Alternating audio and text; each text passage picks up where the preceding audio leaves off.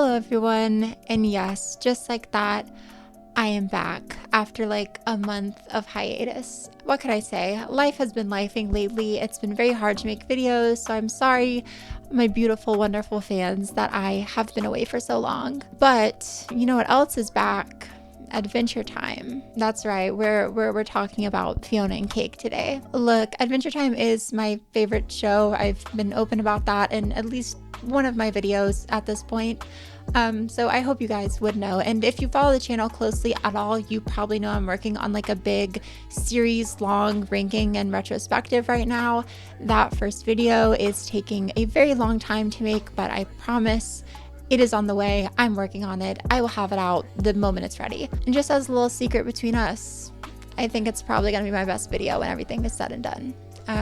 Just putting that out there. But in the spirit of not letting my channel, die, and also in the spirit of celebrating this media property that I love so much, I am here to talk about the new Fionna and Cake Adventure Time spinoff that released like a day ago at time of recording. Yeah, so Fionna and Cake is here. It's really cool, and I definitely have a lot to say about it. So let's just get right into the review. So if you're unaware, Fionna and Cake is the most recent entry into the world of Adventure Time, a show that seems to be happily enjoying life past its finale back in 2018. And Fionna and Cake is a series that directly continues onward from the main series ending, a finale that left the door wide open for telling future stories. And I, for one, am just grateful that this even exists in the first place. I love the fact that the kind of promise of future stories offered in the Adventure Time series finale has really just been delivered upon. If there was ever a world I wanted to see explored more, it's definitely that of Adventure Time. And look, while I loved the Adventure Time Distant Lands miniseries that came out and basically just told these smaller, like bite-sized stories in the world of the show, I would be absolutely lying if I said I wasn't craving some like long-form storytelling from the series. And like, we have that now. That alone is cause for celebration. There is a new narrative-based Adventure Time series out in the world right now. I mean, what more could we really ask for? But also, the series is just genuinely off to a great start, and I have no reason to believe it won't stand tall with the other entries into the Adventure Time cinematic universe, if you will. So let's just talk about the first two individual episodes we have at the moment, and talk about why it's all looking so promising and why I'm so in love with the show at this point. And let me clarify here, major spoilers for Fionna and Cake throughout this whole thing, and also really every other major Adventure Time property, the main series and Distant Lands first and foremost. Yeah, if you're watching this video, I'm assuming you've seen it all. That's how I'm going to speak about the show in this one, so you've been warned. Spoilers ahead. And this video is not for normies. What do normies do? Get smoothies or something? Also, I'm really interested to hear how you guys feel about these first two episodes, so please sound off in the comments with your opinions on them if you want to engage in conversation with me, or just boost the video for the algorithm, because Lord knows I could use it. Also, for anyone that comments pancake under this video, I will give your comment a nice, beautiful heart, no questions asked. I know some people want to comment to help boost the video, but don't really feel like they have anything to say, so there's a freebie. Just, comment pancake, hearts all around. So automatically with the first episode, we get a callback, with the title coming as a reference to one of the best moments in the original Adventure Time series, that being the season 5 premiere titled Finn the Human. And while naming this episode Fionna Campbell might initially just seem like a fun and kind of pointless callback, I think it actually holds some weight when we get to the end of episode 2, and more specifically, who gets introduced there. But we'll get to that later. So the episode starts with a dream from Fionna, one where she's a hero in a different art style, and her cat Cake can stretch and talk, and there's this hot like ice prince running around, all stuff that ties Fionna back to the original Adventure Time world and the story of Fionna and Cake that we've come to know. That is, until she wakes up and we're thrown into a world that's so mundane and normal for Adventure Time that it might make for the most jarring episode of the series yet. Like, seriously, the amount of normal here is just disgusting. And also, sadly, very relatable. Like Fionna waking up for a miserable job and just shuffling through life to make ends meet, all while wishing for a world that's much more magical and full of adventure than the one that she inhabits. I mean, all I'll say here is that YouTube doesn't pay my bills. So But yeah, even if this episode is a bit average for Adventure Time standards, I still found Fiona and her struggles to be super compelling and relatable, in a way that fully makes me believe this is just another example of Adventure Time growing with its audience. And this episode really does just document a bad day for Fiona. She loses her job, is late for everything, has to take Cake to the vet, really just a bunch of stuff piling on top of her in a super inconvenient way. And I guess here is as good a time as any to mention the cameos in Fiona's world from various Adventure Time characters. Of course, all gender swapped, except for Starchy though, which I mean trans rights. But yeah, there are some really fun flips on classic Adventure Time characters here. I love the two Lemongrab sisters arguing in the park. I of course love weird LSP guy who lives in the forest. And the obvious standout here is Marshall Lee, voiced beautifully by a returning Donald Glover. I was really happy to see him make an appearance here. His performance as Marshall in the main series is one of my personal favorites. So yeah, this was just really wonderful to see. He absolutely steals the show and even gets in a cute and wonderfully catchy little song. My only real issue with the cameos is that they kind of hint towards characters that I would have loved to see. Marshall mentioning his mother makes me really just want a scene with gender swapped Hunston Abadir, who of course is a landlord in the real world, you know, blood-sucking demon and whatnot. I really hope we get to see, you know, Hunseline Abadir or whatever at some point in the show. That would be awesome, but you know, I digress. It's really a minor nitpick. I also am waiting on the gay romance between Marshall and Gary, this universe's version of Prince Gumball. You know, as a girl who loves to date girls, Bubbline will always be like my entire heart, but I'm still really hopeful we can get some Gumlee in the series because it's truly underrepresented. You know, we've never seen it before. I think it's definitely primed to exist, so I will be waiting, patiently waiting for Gumlee. Gumlee Marshall Ball. I don't know. Yeah, I'm not exactly sure what the definitive name is. The episode ultimately ends with Cake being drawn to some type of, I guess, interdimensional portal, which raises so many questions and has me wishing there was more of this series to watch right now so I could get some answers. But, you know, I'll practice patience for the moment, I guess. And while it might seem as though I've just breezed right through this entire episode, one which is double the length of original series episodes, there's just not a whole lot of plot here. I think this episode is really just more than anything set up and living in the world of Fiona for a bit. I definitely think that has some downsides, maybe making everything feel just a bit anticlimactic and meandering, but there's also an undeniable atmosphere created here that's just so relaxed and chill. I want to live in it forever, and it proves to me that the showrunners don't just need to rely on the world of OO or on the original style of Adventure Time to tell compelling stories. Which, when we're getting an expansion of the original Adventure Time story and world, is definitely something I want to see. The last thing I would want from this spinoff is just more of the same. I mean, don't get me wrong, I love the original series like more than anything ever, but it's time to do something new. You know, that's why this show exists in the first place. Spin-offs should be opportunities to grow and develop and expand on the already existing worlds of previous shows. And yeah, honestly, I really do enjoy this first episode. It's a great introduction to the show, albeit one that maybe lasts a little bit too long, maybe doesn't have enough going on, and maybe, just maybe, restates the same ideas a little bit too much. Like, I get the idea that Fiona feels stuck in her world, and I don't really think I need it spelled out for me like 7 different times, if we're being honest. But when the animation is this beautiful, the writing is this fun, and the characters are this likable, I still don't really find myself ever getting tired of anything here.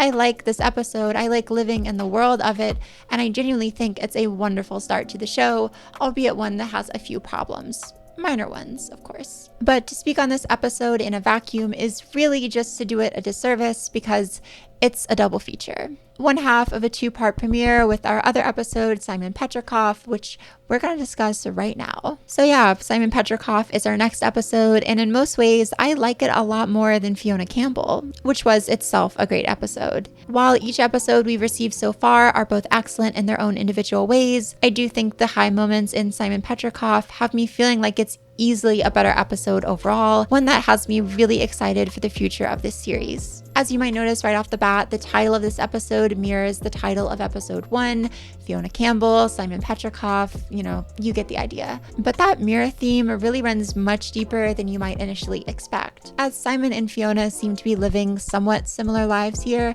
albeit on opposite ends of the spectrum. Simon, having reverted back to his human state at the end of the original series, finds himself as a normal person living in a world of magic and adventure. He's completely out of place in this land that's utterly foreign to him and to the world he was brought up in. Compare this with Fionna, someone who would be more suited to a life of adventure and intrigue, but is instead trapped in a boring and mundane world. And I love that idea. It's one I'm really excited to see explored further as the series goes on, and I'm sure that finding your place in the world will be a major theme of the show when everything's wrapped up. But even with the limited view of where the show is going to go, I already feel like that theme is being explored in such a creative and impactful way. And I really just appreciate the mirror idea here, how far it's taken, and especially how meaningful it feels to the story. There's of course obvious stuff like Fionna and Simon both encountering the same characters, albeit made different for their respective universes, but subtle stuff like Simon and Fionna both traveling deep into a forest, or both of them being stuck serving a purpose that they feel ill-suited for, that stuff makes everything here feel so intentional. My favorite bit of mirroring has to be in the opening scene of both episodes, with Fionna's episode opening on a dream of something more, a world where she feels at home, and Simon's episode opening on a memory, a more grounded version of a dream, you might say, and one that also calls back to a time where he felt in his right place, when he cared for Marcy in the aftermath of the Mushroom War, a time when he feels he had purpose. That story between Simon and Marcy is one that I'm really excited to see explored further here, because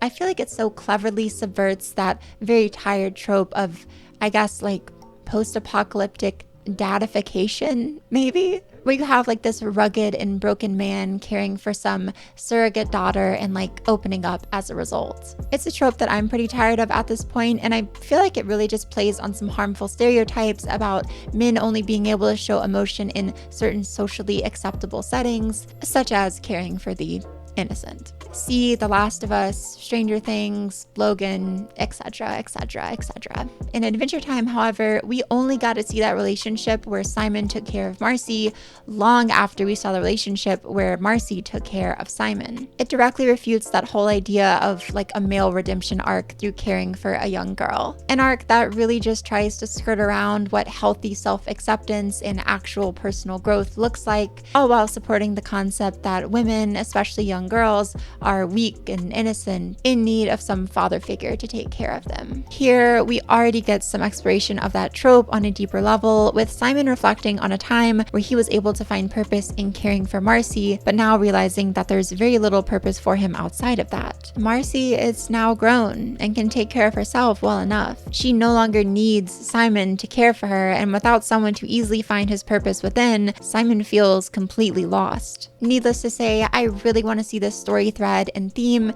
get expanded upon later in the show. And I would love to see some more pushback against and deconstruction of this very, very tired trope that we're seeing like everywhere today. And I think that's exactly what we're getting at this point. I mean, Simon's whole arc in this first episode seems like he's really just reflecting on the time when he could take care of Marcy and that gave him purpose, and now he doesn't have that, and it's kind of driving him crazy.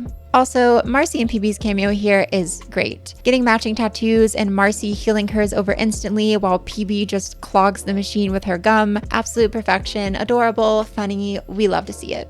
And other than that, the real elephant in the room this episode is Finn, who has a very major part here, trying to help Simon overcome his existential crisis by taking him on some wild quest in the deep forest. Honestly, some people will probably dislike Finn's portrayal here, but he's just delightfully a himbo, and if we're being honest, this is exactly the type of person that Finn from the main show would grow up to be. This very large, very sweet, kind of immature, but wise in certain ways, just huggable man. I absolutely love him. My only criticism with the Finn scenes is that they feel like the least eventful part of the episode. Simon just doesn't fit at all with this adventure setting, and while I get that's the point, part of me has to think that some of this Finn segment was really just padding to stretch out the runtime. I will say, watching this episode back for a second time, I did end up enjoying the forest scenes a good bit more, but I would say the bear fight in particular is probably still my low point of this episode. For a series all about characters and trauma and interpersonal relationships, a cool fight scene can really only do so much. But this forest scene also shows best why the series is rated TV-14. With the inclusion of blood and various ball jokes. Roll the clip. Evil bear! Suck these nuts! Look, it's always going to be weird to see these more adult elements in Adventure Time, but after you get past the initial shock of it all, I think these more mature elements really do work to the episode's benefit. They make the world feel more adult and establish a tone that's much older, yet still fun for the series. What I'm trying to say is that Adventure Time has gone from like Greg Heffley to Roderick, and personally I'm 100% here for it. The ending to this second episode sees Simon hit a kind of breaking point and complete some type of ritual to, I think, summon Golb, or at least get passage to meet with Golb, who, if you'll remember, is the like god of chaos that almost destroyed all of Oo in the series finale, and who has, of course, now melded with Betty, Simon's wife, who Simon has been yearning over for the whole episode so far, and I guess also for the last 12 years which have passed between the finale of the main show and this current Fionna and Cake series. Simon seems to believe that she will give purpose to his life if he can only get her back, that she will provide him the stability he so desperately longs for. Again, we have that theme of Simon looking for purpose in other people. But in doing so, Simon seems to summon Cake, setting up the real main story of the show that I expect we'll see unfold in the weeks to come. But I guess the last real thing I want to mention here is the minor inclusion of Prismo at the very end of the episode. If you recall back to the start of this video, I mentioned that the reference, if subtle, to the season 5 episode Finn the Human